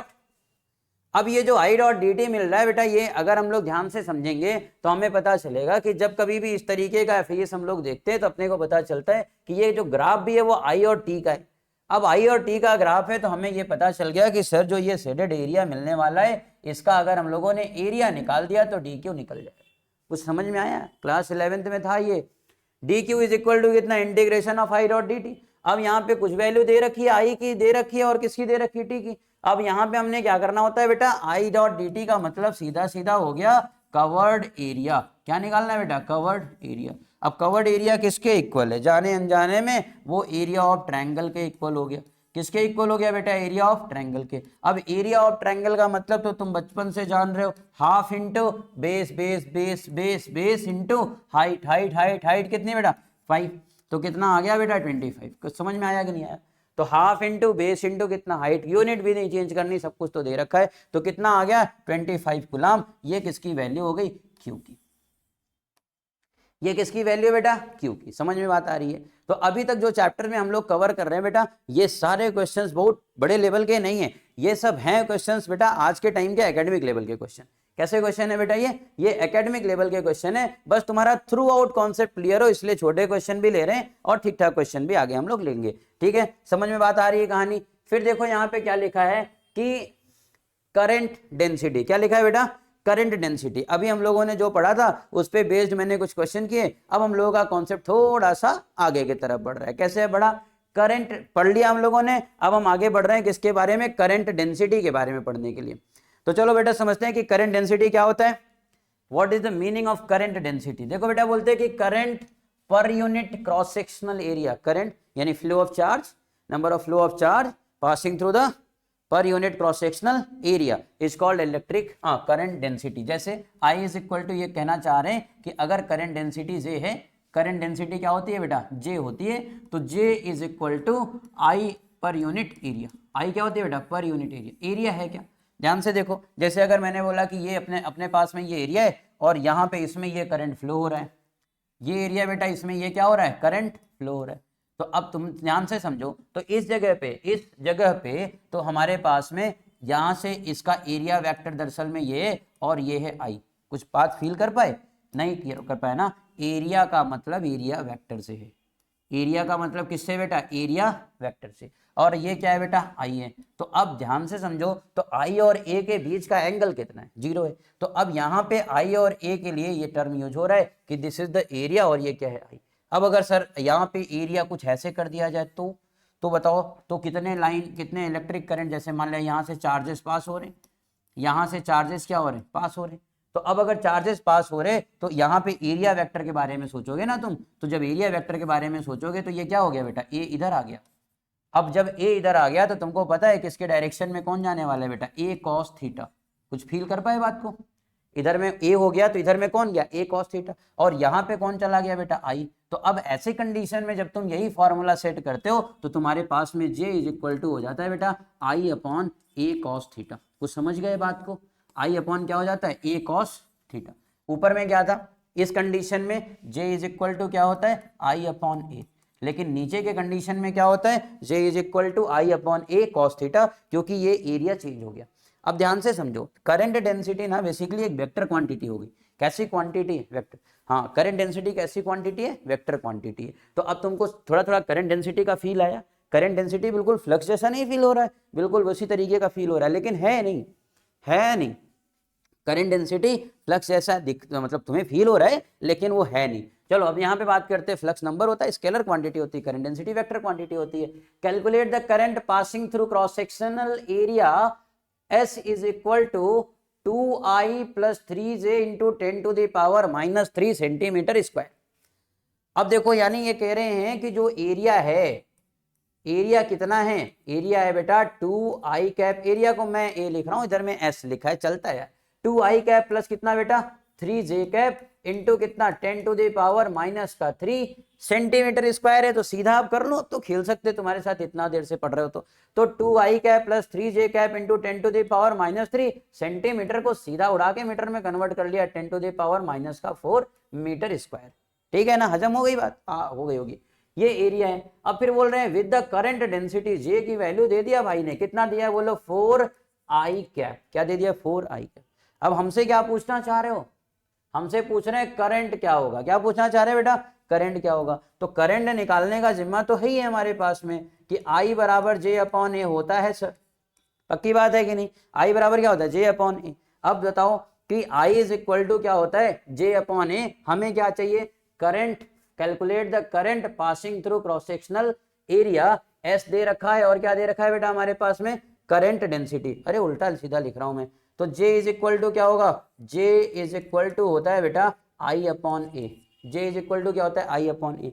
तो I इज इक्वल टू क्या हो जाएगा अपने पास में, तो I इज इक्वल टू हो जाएगा बेटा J डॉट ए, अरे वेक्टर प्रोडक्ट है ना ये स्केलर प्रोडक्ट, तो यहाँ पे क्या हो गया I इज इक्वल टू कितना हो गया J डॉट ए। अब ये जो J डॉट ए बना है, अगर ऐसे जगह पे हम लोग देखते हैं तो J की वैल्यू पूरा लिख डालो और उसमें क्या करो, ठीक है, तो ए की और J को हम लोग मिला देते हैं, तो हमारे पास में कितना आ गया बेटा 2I कैप प्लस कितना 3J cap into 10 to the power -3 और -4 कितना हो गया -7, कितना कर लिया बेटा -7 है ना, और फिर कितना हो जाएगा इंटू इंटू इंटू इंटू कितना 4I कैप, 4 कितना बेटा I कैप। अब तुमको पता है कि I वाला J के साथ में रिश्ता बनाएगा तो कितना हो जाने वाला है 0, तो इसका मतलब I वाले का रिश्ता किसके साथ चलेगा, I के साथ। तो जब I का रिश्ता I के साथ चलेगा तो इधर में I इज इक्वल टू कितना हो गया, current I is equal to 4 टू जा कितना बेटा 8, 4 टू जा कितना हो गया 8 इंटू 8, अरे अरे अरे अरे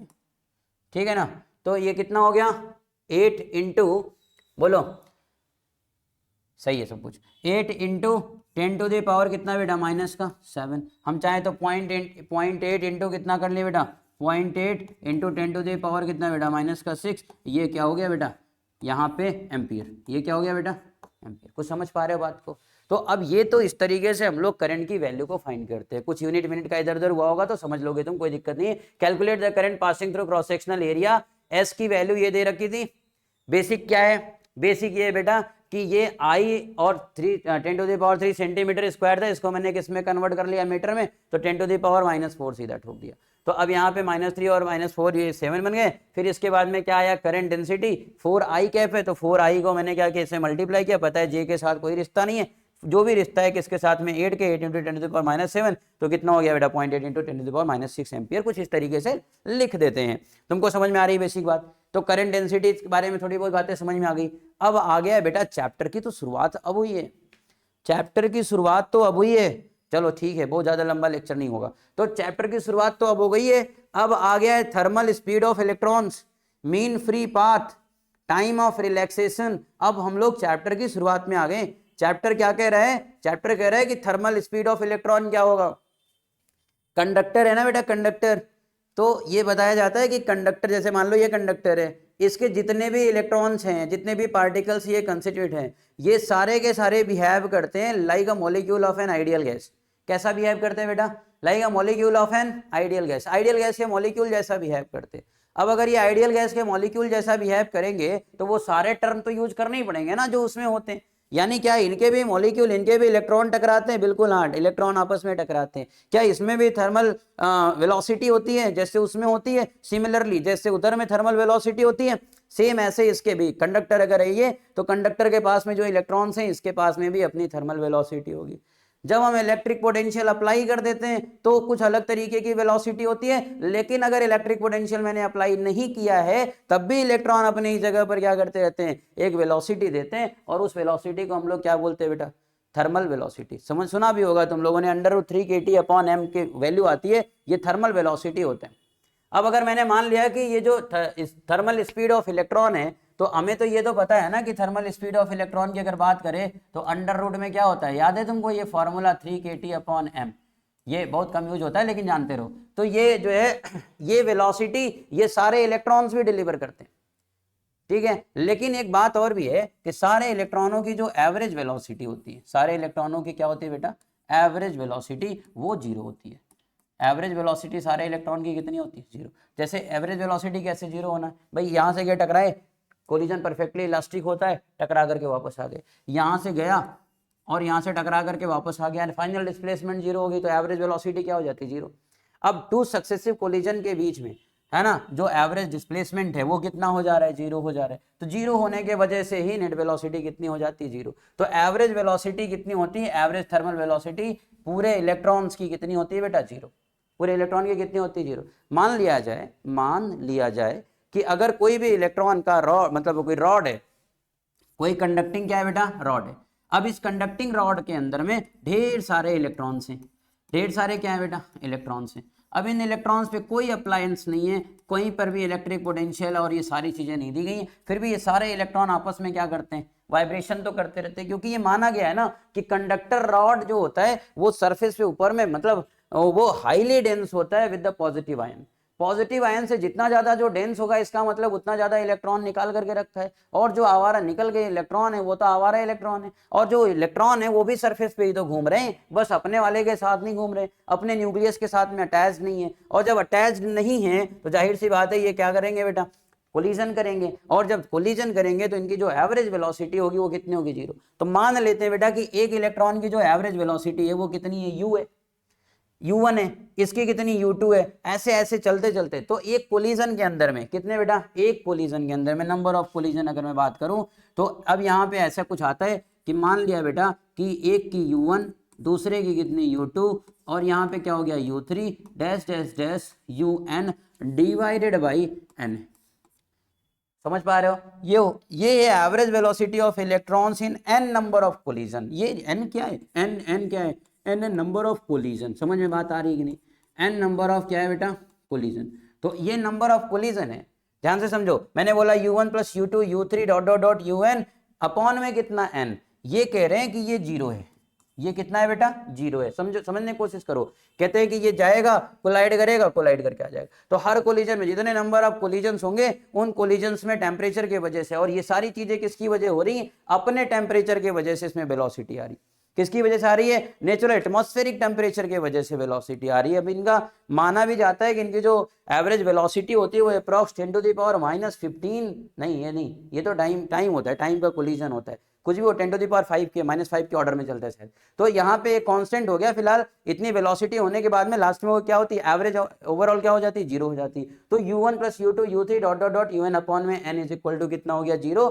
this is called thermal velocity और average thermal velocity of electron which is 0। कहाँ पे 0, inside the conductor, inside the conductor. Concept समझ में आ रहा है, कॉन्सेप्ट समझ में आ रहा है तुमको कि सर अगर किसी भी कंडक्टर के अंदर में कोई भी फील्ड अप्लाई नहीं किया गया, किसी भी कंडक्टर के अंदर में कोई पोटेंशियल अप्लाई नहीं किया गया है, कोई फील्ड अप्लाई नहीं किया गया है, तब भी उसके इलेक्ट्रॉन्स आपस में ऐसे ऐसे ऐसे ऐसे घूमते रहते हैं और फाइनल में जाकर के उनकी जो एवरेज वेलोसिटी होती है वो कितनी हो जाती है 0। लेकिन कब, जब उसमें कोई भी बाहर से कोई फोर्स, कोई भी सोर्स अप्लाई नहीं किया गया है तो।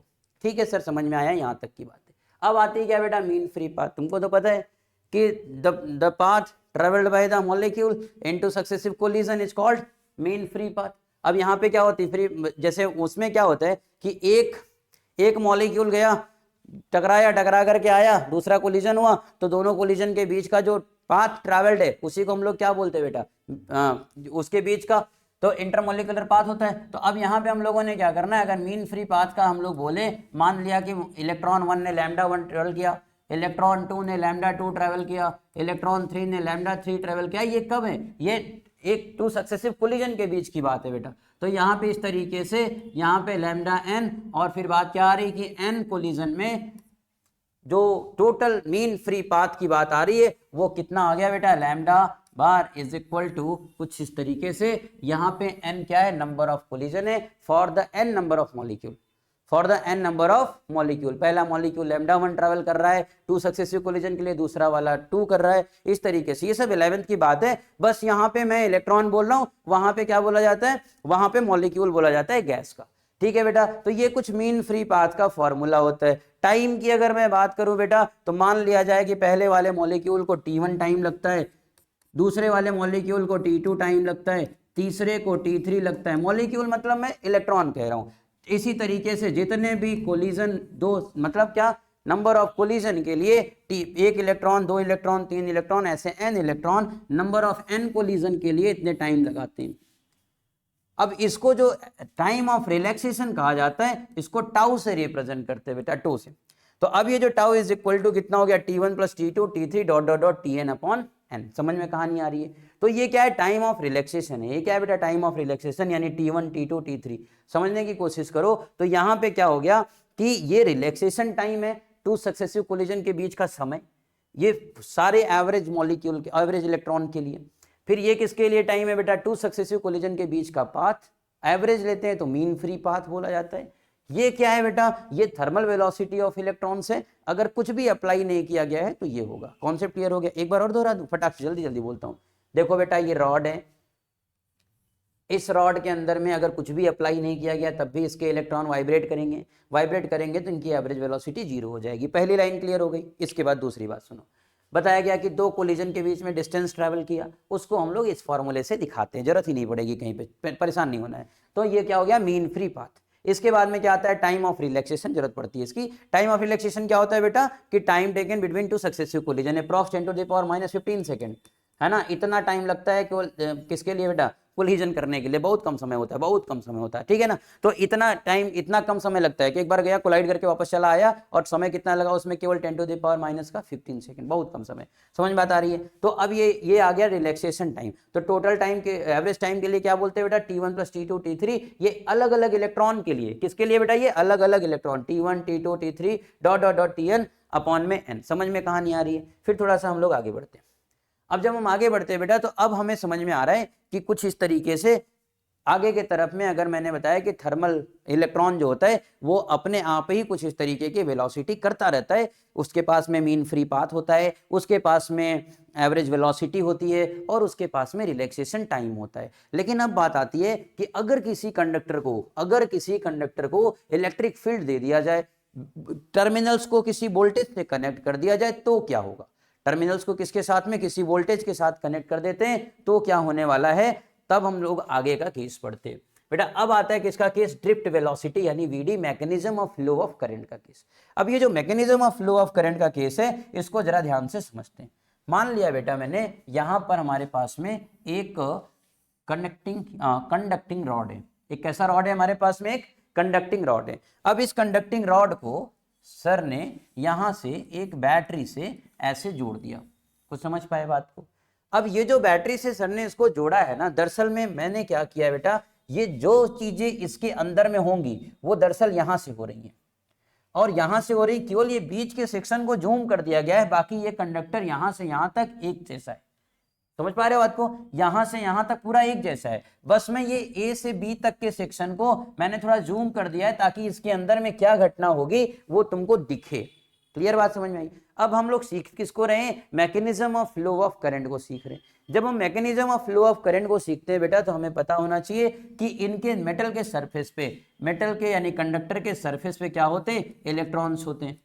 कंडक्टर के सरफेस पे कौन है बेटा? इलेक्ट्रॉन्स हैं। और ये जो कंडक्टर के सरफेस पे इलेक्ट्रॉन्स हैं, ड्यू टू नेगेटिव पोटेंशियल इनको एक स्ट्रॉन्ग रिपल्सन लगता है। क्या लगता है बेटा? एक स्ट्रॉन्ग रिपल्सन लगता है। और इस स्ट्रॉन्ग रिपल्सन के वजह से ये पूरे इलेक्ट्रॉन क्राउड को, क्योंकि बहुत सारे इलेक्ट्रॉन्स होंगे इसके सरफेस के ऊपर में, ये सारे क्राउड को धक्का मारता है, क्योंकि जो नियर बाय इलेक्ट्रॉन्स है यही तो रिपल्सन फेस कर रहे हैं। और ये कौन से इलेक्ट्रॉन रिपल्सन फेस कर रहे हैं बेटा? जो इस वायर पे, जो कहां पे है? इस वायर पे।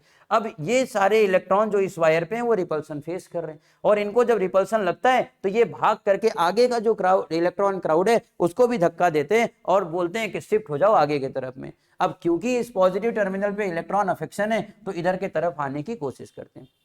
कुछ समझ पाए?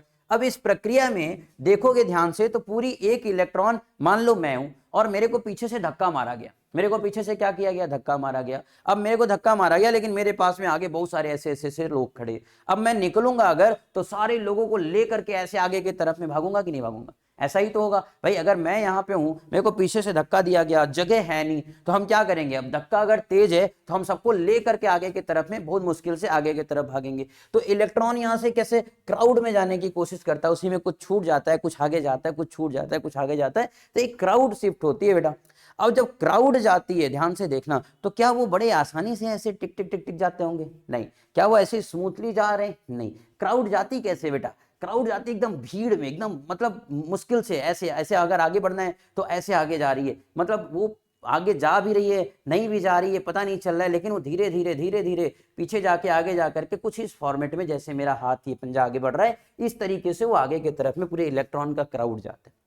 और जब इलेक्ट्रॉन इस तरीके से क्राउड में जाती है ना बेटा, तो इसकी क्राउड की वेलोसिटी होती है जिसको हम लोग एवरेज वेलोसिटी ऑफ इलेक्ट्रॉन्स बोलते हैं। और ये एवरेज वेलोसिटी ऑफ इलेक्ट्रॉन्स को ही ड्रिफ्ट वेलोसिटी ऑफ इलेक्ट्रॉन कहा जाता है। हिंदी में इसको धक्का वेग या अनुगमन वेग या अपवाह वेग या फिर हम लोग इंग्लिश में ड्रिफ्ट यानी धक्का वेग कहते हैं। समझ में कहानी आ रही है? और ये धक्का मारा किसने था? नेगेटिव इलेक्ट्रोड ने। रीजन कौन है? नेगेटिव इलेक्ट्रोड ने ऐसे धक्का मारा, यही तो ईएमएफ है ना? इसने धक्का मारा तो इसकी वजह से क्या हो गया? इलेक्ट्रॉन शिफ्ट हो गया। इलेक्ट्रॉन शिफ्ट हो गया, ध्यान से समझना। अब इलेक्ट्रॉन शिफ्ट हो गया बेटा, इधर से इधर की तरफ में जाने की कोशिश किया, और जब इलेक्ट्रॉन इस साइड से इस साइड में जाने की कोशिश किया तो हमें पता है कि बीच में कुछ क्या कर लेते हैं बेटा? बीच में सेक्शन कट कर लेते हैं।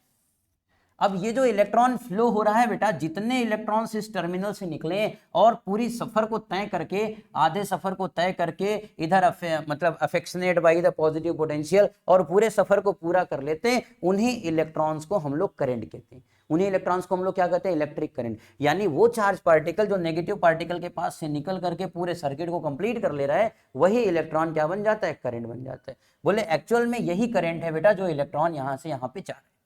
यही क्या है? इलेक्ट्रिक करंट है जो इलेक्ट्रॉन यहां से कहां पे जा रहा है? इस पॉजिटिव प्लेट के तरफ में जा रहा है। तो बोले सर फिर हमने तो सुना है कि इलेक्ट्रिक करंट इधर से निकलेगा और ऐसे निकलेगा और ऐसे जाएगा। बोले आपने भी बिल्कुल सही सुना है। कि इलेक्ट्रिक करंट इधर से निकलता है और इधर जाता है, लेकिन वास्तव में क्या होता है, वास्तव में यही करंट है।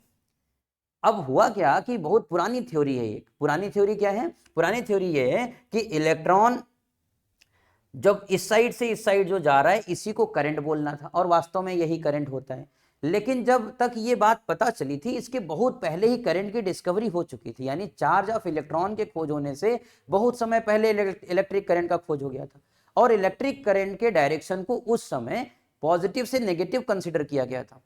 अब उस समय अगर डायरेक्शन को पॉजिटिव से नेगेटिव कंसिडर किया गया है, सोच के देखो, और उसके बहुत समय के बाद में ये इलेक्ट्रॉन के नेचर के बारे में, इलेक्ट्रॉन के चार्ज के बारे में और ये सारी चीजें पता चल रही, उसके वहां से जब ये बातें पता चल गई कि करंट को उन्होंने पॉजिटिव से नेगेटिव डायरेक्शन एज्यूम कर लिया, और एज्यूम करने के बाद मैग्नेटिक के अंदर में सैकड़ों फॉर्मूले पॉजिटिव से नेगेटिव करंट के डायरेक्शन को मान करके डिराइव हो गए।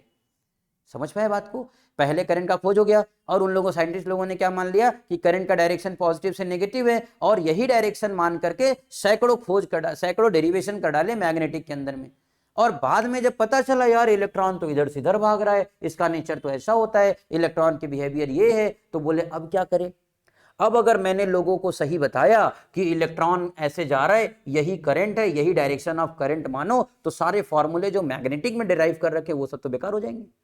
तो इसलिए उन्होंने जुगाड़ लगाया। जुगाड़ लगाया क्या, बोले देखो ये मास्टर बता देगा और हम बता दे रहे हैं कि इलेक्ट्रॉन का डायरेक्शन हमेशा तुम्हें पॉजिटिव से नेगेटिव ही लेना है, और आगे बुकों में बेटा हाई स्कूल की बुक में लिखा रहेगा, तो जब भी बुक में लिखा रहेगा ना तो आगे कन्वेंशनली वर्ड यूज किया रहेगा। इसका मतलब कि ये तुमको मनवाया जा रहा है, उसकी मजबूरी क्या है वो मैंने पीछे तुमको बता दिया। तो इलेक्ट्रॉन का एक्चुअल डायरेक्शन तो तुम्हें यही दिख रहा है mechanism of flow of current के अंदर में, लेकिन जब भी तुम करंट इमेजिन करोगे then you will take the direction of electric current against the direction of electron, एकदम अपोजिट लोगे, जैसे इलेक्ट्रॉन जा रहा है उसके ठीक अपोजिट में डायरेक्शन ऑफ करंट लोगे। कॉन्सेप्ट क्लियर है बेटा। तो ये हो गया हमारा इलेक्ट्रॉन का डायरेक्शन, और ये हो जाएगा डायरेक्शन ऑफ करंट। ये क्या हो जाएगा बेटा, डायरेक्शन ऑफ, कुछ समझ पा रहे हो कहानी को, ये होता है बेटा डायरेक्शन ऑफ इलेक्ट्रिक करंट। अब चलो सर समझ में आ रहा है थोड़ी थोड़ी बातें। अब यहां से ये इलेक्ट्रॉन जा रहे हैं, तो बोले इलेक्ट्रॉन इलेक्ट्रिक करंट का फॉर्मूला सर मैंने सुना कि I इज इक्वल टू क्या होता है, Q अपॉन T। तो ये Q क्या है बेटा, किसी यूनिट क्रॉस सेक्शन, किसी सर्टेन क्रॉस सेक्शन से निकलने वाले चार्ज ही तो Q है। तो अब ये पता चला कि सर इसमें से कितने इलेक्ट्रॉन यहां से यहां इधर से इधर निकल सकते हैं। तो मैंने बोला भैया ये केवल ये कितने इलेक्ट्रॉन यहां से यहां निकलेंगे ये किन किन बातों पर डिपेंड करता है, किन किन फैक्टर्स पर डिपेंड करता है। बोले बेटा अगर यहां से यहां इलेक्ट्रॉन निकलने की बात आ रही है इस सर्कुलर क्रॉस सेक्शन के अंदर से कि कितने इलेक्ट्रॉन यहां से धक्का मार खाए हैं और प्लस के तरफ में जाने के लिए निकल रहे हैं, तो कितने इलेक्ट्रॉन पास होंगे ये कुछ फैक्टर्स पर डिपेंड करेगा। और कौन कौन से फैक्टर पे डिपेंड करता है बेटा, ध्यान से देखो। अगर मैं यहाँ पे बात करूं कि ये जो चार्ज कितने इलेक्ट्रॉन पास होंगे, ये डिपेंड करता है कि सरफेस के ऊपर में फ्री इलेक्ट्रॉन कितने हैं। भाई जितना इलेक्ट्रॉन रहेगा वही तो भागेगा, तो सरफेस के ऊपर में जो फ्री इलेक्ट्रॉन है वही पार्टिसिपेट करते। तो बोले अच्छा इसका मतलब क्यों डायरेक्टली प्रोपोर्शनल होता है नंबर ऑफ इलेक्ट्रॉन के, number of free electron on the surface. बोले दूसरी बात डिपेंड करता है बेटा कि कितनी देर तक भागते हैं, ज्यादा देर तक भागेंगे तो ज्यादा भागेंगे, कम देर तक भागेंगे तो कम भागेंगे। तो बोले दूसरी बात पे भी डिपेंड करता है, इसका मतलब क्यों डायरेक्टली प्रोपोर्शनल होता है टाइम के, यानी टाइम ज्यादा होगा तो ज्यादा भागेंगे, कम होगा तो कम भागेंगे। तीसरी चीज क्या होगी, बोले ये तो एरिया पे डिपेंड करता है ना यार, अगर एरिया बहुत बड़ा होगा तो ज्यादा निकल जाएगा, एरिया कम होगा तो कम निकलेगा। बोले ओ ये भी सही बात है यार, क्यों डायरेक्टली प्रोपोर्शनल होता है किसके, एरिया के। बोले एक और बात है जिसपे डिपेंड करता है। बोले कौन सी, बोले जो क्राउड चल रहा है, इलेक्ट्रॉन की जो भीड़ आ रही है इसकी वेलोसिटी पे डिपेंड करेगा। वेलोसिटी अगर ज्यादा है तो ज्यादा लोग भाग जाएंगे, अगर वेलोसिटी कम है धीरे धीरे रेंग रेंग के चल रहे हैं तो कम लोग भागेंगे, अगर वेलोसिटी ज्यादा है तो ज्यादा लोग भाग जाएंगे। इसका मतलब ये इसकी क्राउड के वेलोसिटी पे भी डिपेंड करता है, और क्राउड के वेलोसिटी को ही क्या कहते हैं, ड्रिफ्ट वेलोसिटी। समझ में कहानी आ रही। तो बोले अच्छा इसका मतलब ये जो क्यू है ये इन सारी बातों पर डिपेंड करता है, ये क्यों इन सारी बातों पर डिपेंड करता है बेटा। अब अगर ये क्यों इन सारी बातों पर डिपेंड करता है, इसको इज्जत से एक जगह जब हम सजाते हैं, इसका मतलब क्यू डायरेक्टली प्रोपोर्शनल हो गया बेटा NE/AVDT। कुछ समझ में बात आ रही है बेटा। Q कितना हो गया, Q डायरेक्टली प्रोपोर्शनल हो गया किसके, NEAVDT। इसके प्रोपोर्शनल को हम लोग क्या करते हैं बेटा, प्रोपोर्शनल कांस्टेंट को हम लोग इग्नोर करते हैं। उसका रीजन बहुत सिंपल सी होती है, यहाँ पे देख रहे हो क्वांटिटीज कितने, यहाँ पे देखना ध्यान से क्वांटिटीज कितने। अब अगर मैं इसकी कांस्टेंट की वैल्यू निकालूंगा ना बेटा तो डेसिमल में आएगा। क्यों, क्योंकि यहाँ पे अगर मैंने कोई कांस्टेंट लगाया, सपोज यहाँ पे लिख दिया कि Q directly proportional to NEAVDT। अब प्रोपोर्शनल हटाएंगे तो कांस्टेंट लगाएंगे। सपोज एक बार करके देखो कि 1 कूलम की बात करते हैं, किसकी बात करते हैं बेटा, 1 कूलम की। तो 1 कूलम के लिए हमारे पास में देखो यहाँ पे क्या हो गया 1, यहाँ पे हो गया K, इसके लिए बात कर रहे हैं 1 is equal to K into कितना बेटा, NEAVDT। अब समझना, इन सब की वैल्यू है, N की अपनी वैल्यू है, E की अपनी वैल्यू है, A की अपनी वैल्यू है, VD की अपनी वैल्यू है, T की अपनी वैल्यू है। समझ रहे हो बात को। अब जरा बताओ K की कितनी वैल्यू हो जाएगी, K की वैल्यू ये सब अपॉन में चले गए, ये सब किस में चले गए बेटा, अपॉन में। अब जरा सोच के देखो कि अगर 1 को इतने बड़े फैक्टर से डिवाइड करते हैं तो 0.000 कुछ आएगा। तो इसलिए इस कांस्टेंट को हम लोग इग्नोर कर देते हैं, इसलिए उस कांस्टेंट को हम लोग क्या कर देते हैं बेटा, इग्नोर कर देते हैं। कुछ समझ पाए बात को, इसके को इग्नोर करने की साजिश समझ पाए। ये इसलिए करते हैं बेटा क्योंकि ये इधर बहुत बड़ा फैक्टर है, जब ये नीचे जाएगा ना तो के इग्नोर करना पड़ेगा। तो हम लोग क्या डायरेक्टली लिख सकते हैं कांस्टेंट लिखे बिना ही, बिल्कुल लिख सकते हो बेटा। यहाँ पे सीधा लिखो Q बराबर होता है NEAVDT। बोले बढ़िया आंसर। फिर तो I बराबर क्या होता है, बच्चा जान चुका है, I बराबर Q अपॉन T होता है। तो बताओ सर I बराबर Q अपॉन T होता है तो Q की जगह पे NEAVDT बाई कितना T टाटा। तो I इज इक्वल टू कितना हो गया, I is equal to NEAVD। बात समझ में आया। I इज इक्वल टू क्या हो गया बेटा, एक बड़ा बढ़िया फॉर्मूला मिल गया। I इज इक्वल टू क्या मिल गया, NEAVD। अब अगर इधर से मैं VD निकालने की कोशिश करूं, इधर से क्या निकालने की कोशिश करूं, VD, तो VD बराबर क्या हो जाएगा, VD बराबर हो जाएगा बेटा I अपॉन NEA। VD का फॉर्मूला क्या मिल गया बेटा, I अपॉन NEA। ये पहला फॉर्मूला है VD का। ये कैसा फॉर्मूला है बेटा, फॉर्मूला। क्या सर 100 फॉर्मूले मिलेंगे, नहीं 2 फार्मूले मिलेंगे। कितने मिलेंगे बेटा, 2 से 3 फार्मूले मिलेंगे। ये पहला फार्मूला है ड्रिफ्ट वेलोसिटी का, जब नंबर ऑफ इलेक्ट्रॉन दिया गया हो, जब क्या दिया गया हो, नंबर ऑफ इलेक्ट्रॉन दिया गया हो, तो हम लोग इस तरीके के टर्म्स को यूज करते हैं। VD is equal to I upon कितना बेटा, NEA। VD is equal to I upon NEA। समझ में कॉन्सेप्ट आ रहा है, यहां तक की सारी बातें समझ में आ गई। हमें पता है भूल चुके हो, एक बार रैपिड रिवीजन करते हैं। मैंने कहा बेटा मान लो कि ये पूरा तार है। अब इस तार के अंदर में मैंने बताया कि यहाँ से इस पूरे तार के इलेक्ट्रॉन को इधर से रिपल्सन लगता है, और ये जो रिपल्सन लगा ये सारे इलेक्ट्रॉन भाग गए। अब जब सारे इलेक्ट्रॉन भाग गए तो ये जो इलेक्ट्रॉन यहाँ से निकल करके टर्मिनल से टर्मिनल तक पहुंचा, उस इलेक्ट्रॉन को करंट का नाम दिया गया। बोले सही बात है sir, unit cross sectional area से जितने भी इलेक्ट्रॉन्स निकलते हैं 1 सेकंड के अंदर में, उसको क्या बोला जाता है, इलेक्ट्रिक करंट बोलते हैं। ये भी सही बात है सर। अब अगर यूनिट टाइम के अंदर में जितने इलेक्ट्रॉन निकल रहे हैं उसको हम लोग क्या बोल रहे हैं, करंट निकल रहे हैं। तो बोले सर ये चार्ज जितना निकलता है वो किन किन फैक्टर्स पर डिपेंड करता है। तो बोले भाई साहब ये इन फैक्टर्स पर डिपेंड करता है। उसको एक जगह ला करके चिपका दिया, कांस्टेंट को हटा दिया। क्यों हटाया, कारण मैंने बता दिया। I is equal to Q upon T, T से T टाटा हो गया, I is equal to NEAVD और VD is equal to I upon NEA। यहाँ तक का सारा गेम, सारा कॉन्सेप्ट क्लियर है। ये हो गया बेटा ड्रिफ्ट वेलोसिटी। ये क्या हो गया, ड्रिफ्ट वेलोसिटी। ये ड्रिफ्ट वेलोसिटी है जब मैंने पोटेंशियल दिया, जब मैंने क्या दिया, पोटेंशियल। तो उसे पूरे इलेक्ट्रॉन के वेलोसिटी को हम लोग क्या कह रहे हैं, ड्रिफ्ट वेलोसिटी। पूरे इलेक्ट्रॉन की वेलोसिटी को हम लोग क्या कह रहे हैं, एवरेज वेलोसिटी को हम लोग क्या कह रहे हैं बेटा, ड्रिफ्ट वेलोसिटी कह रहे हैं। यहां तक का सारा गेम क्लियर है। अब अगर यहां तक की बातें तुम्हारी क्लियर है, नेक्स्ट स्लाइड देख लेते तो फिर बताते तुमको कि हाँ नहीं तो हम बताते हैं आगे।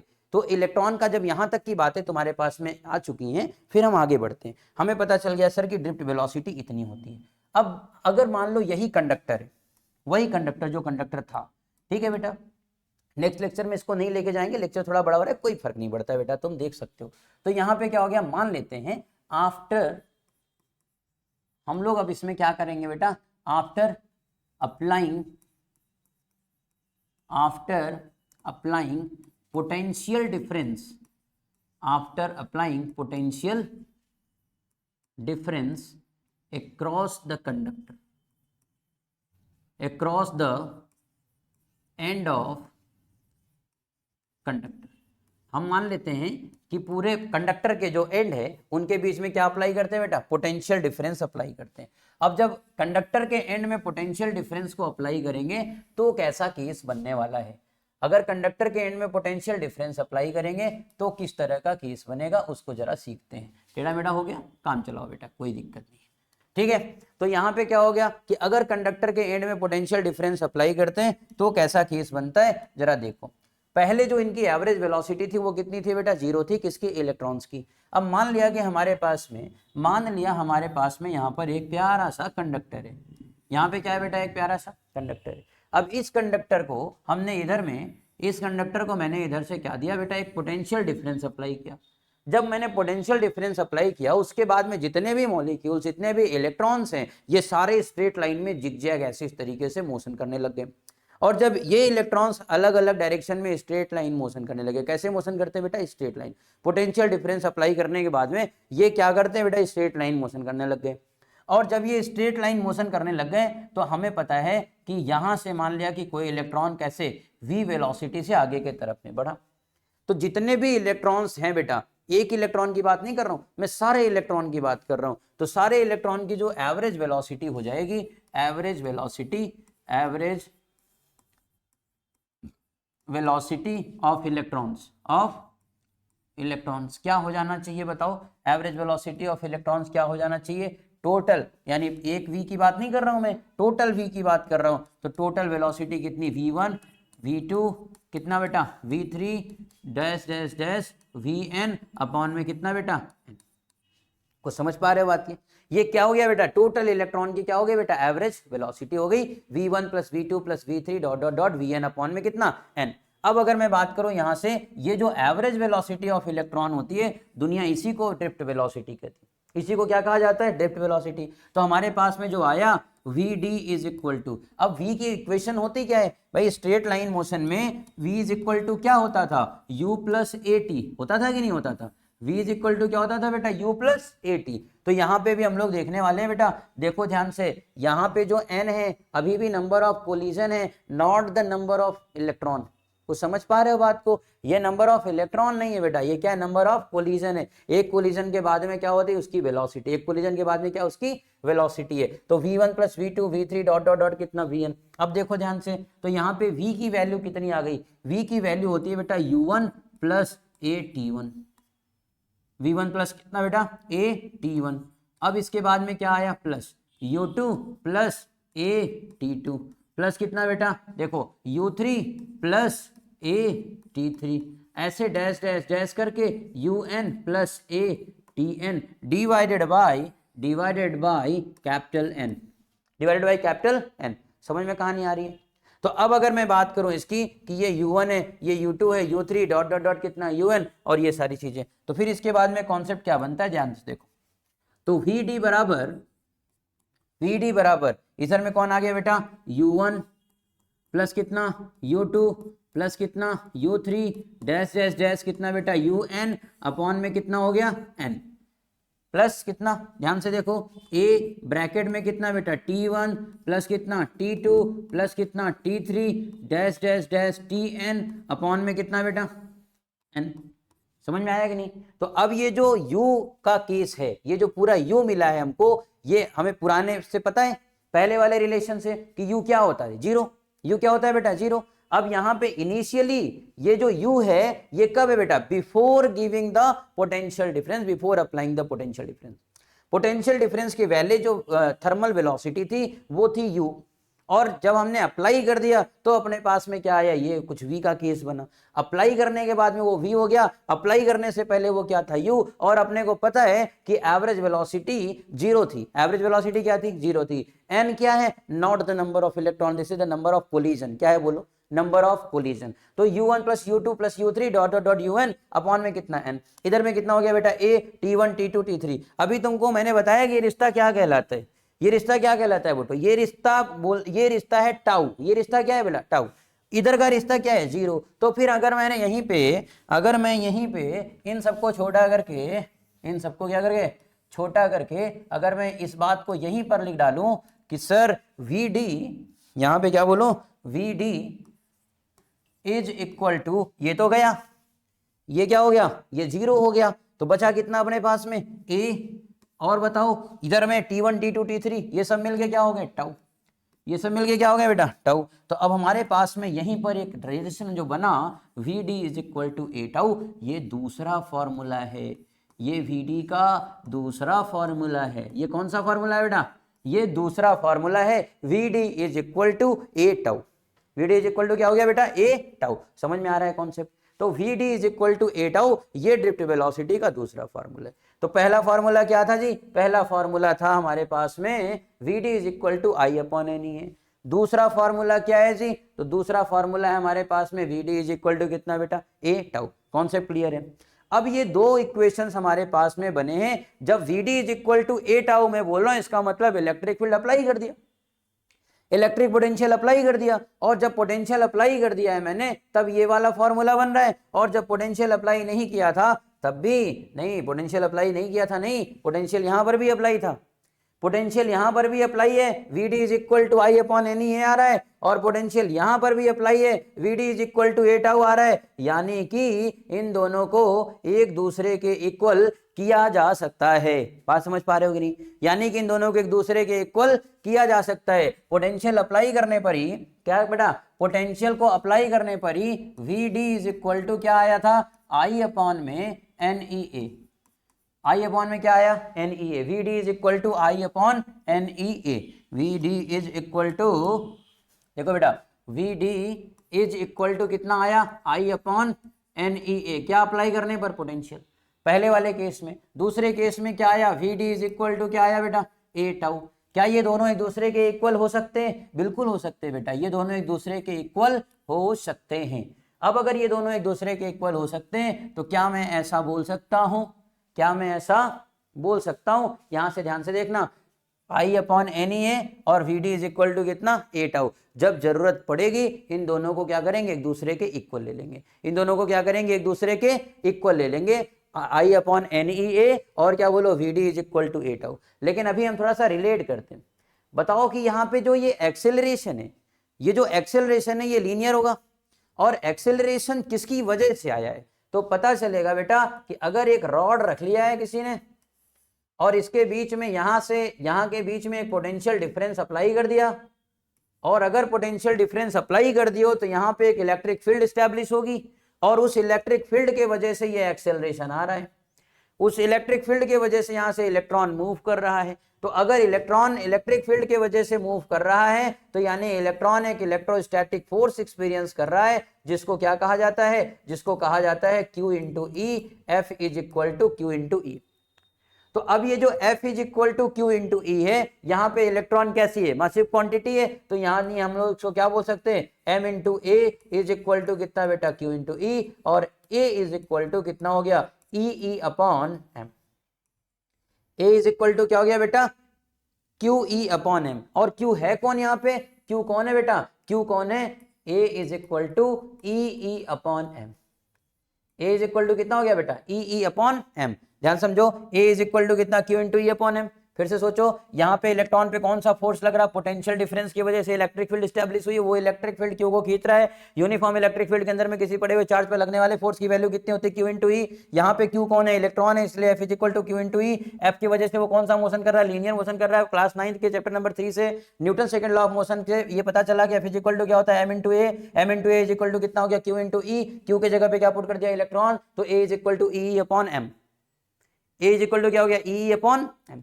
अब ये जो एक्सेलरेशन आया है, ये जो एक्सेलरेशन आया है, क्या हम इसको यहाँ चिपका सकते हैं, क्या इसको हम यहाँ पे चिपका सकते हैं, चिपकाइए सर, बोर्ड आपका है, पॉइंटर आपका है, आपकी जो मर्जी हो वो लिखिए। VD इज इक्वल टू ए के जगह पे कितना हो गया E अपॉन में M into tau, E upon में M इंटू टाउ। ये हो गया तीसरा फॉर्मूला। ये कौन सा फॉर्मूला हो गया बेटा, ये तीसरा फॉर्मूला हो गया, जहां पे A की वैल्यू इतनी पुट करी गई, जहां पे A की वैल्यू क्या पुट करी गई बेटा E upon M into tau. Concept clear हो गया बेटा, मुझे उम्मीद है समझ में आ गया कि तुमको इसको हम इस फॉर्मेट में भी लिख सकते हैं। देखते हैं, अगर एक क्वेश्चन अच्छा है तो करते हैं, नहीं तो बातें नेक्स्ट क्लास के ऊपर में छोड़ देते हैं। देखा गया बेटा, this is there is a cylindrical conductor of cross sectional there is a cylindrical conductor of cross section area 10 to the power -6 metre square with its density इतना केजी वेट है ना, weight is 60 if current through a conductor of 2 ampere is calculated. Question गलत है बेटा, ठीक है। Next फिर देखते हैं यहाँ पे क्या लिखा है। अच्छा, momentum of free electron, relation between drift velocity and electric current. बेटा अब आगे लेक्चर बहुत लंबा चला जाएगा, हम इस पूरे क्लास को यहीं पर कंक्लूड करते हैं। नेक्स्ट लेक्चर का वेट करते हैं। नेक्स्ट लेक्चर के अंदर में हम लोग ये सारी बातें करेंगे जो यहाँ पर अभी नहीं हो पाई। अरे क्वेश्चंस भी लिखे रखे हैं, कुछ क्वेश्चंस मिल जाए अगर करा दे, नहीं कराएंगे ज़्यादा हो जाएगा। तो देखो बेटा नेक्स्ट क्लास के अंदर में हम लोग बाकी सारे क्वेश्चंस करते हैं और यहाँ तक की बातें आज कंक्लूड करते हैं। ड्रिफ्ट वेलोसिटी और क्या हमारे पास में एक्सेलरेशन का फॉर्मूला तक कंक्लूड हो गया है। बाकी मिलते हैं नेक्स्ट क्लास में। हंसते रहिए, मुस्कुराते रहिए, पढ़ते रहिए और लोगों को पढ़ाते रहिए। Thank you so much.